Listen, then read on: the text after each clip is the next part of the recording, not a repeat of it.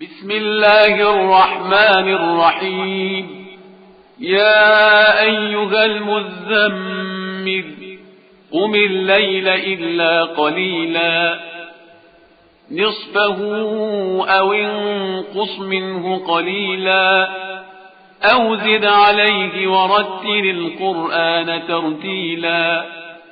إنا سنلقي عليك قولا ثقيلا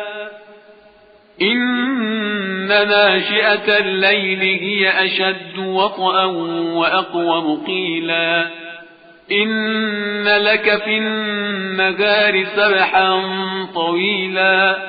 واذكر اسم ربك وتبتل إليه تبتيلا رب المشرق والمغرب لا إله إلا هو فاتخذه وكيلا واصبر على ما يقولون واهجرهم هجرا جميلا وذرني والمكذبين أولي النعمة ومهلهم قليلا إن لدينا أنكالا وجحيما وطعاما ذا غصة وعذابا أليما يوم ترجف الأرض والجبال وكانت الجبال كثيبا مهيلا إنا أرسلنا إليكم رسولا شاهدا عليكم كما أرسلنا إلى فرعون رسولا فعصى فرعون الرسول فأخذناه أخذا وبيلا فكيف تتقون إن كفرتم يوما يجعل الولدان شيبا السماء منفطر به كان وعده مفعولا إن هذه تذكرة فمن شاء اتخذ إلى ربه سبيلا إن ربك يعلم أنك تقوم أدنى من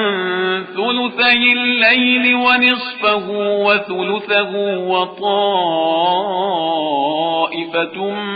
من الذين معك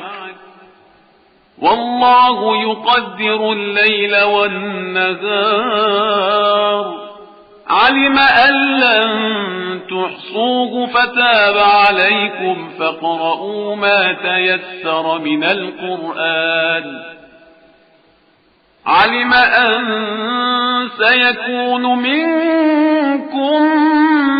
مرضى وآخرون يضربون في الأرض يبتغون من فضل الله وآخرون يقاتلون في سبيل الله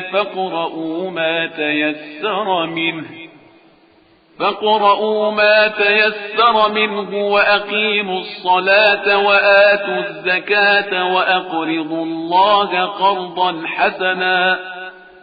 وما تقدموا لأنفسكم من خير تجدوه عند الله هو خيرا وأعظم أجرا واستغفروا الله إن الله غفور رحيم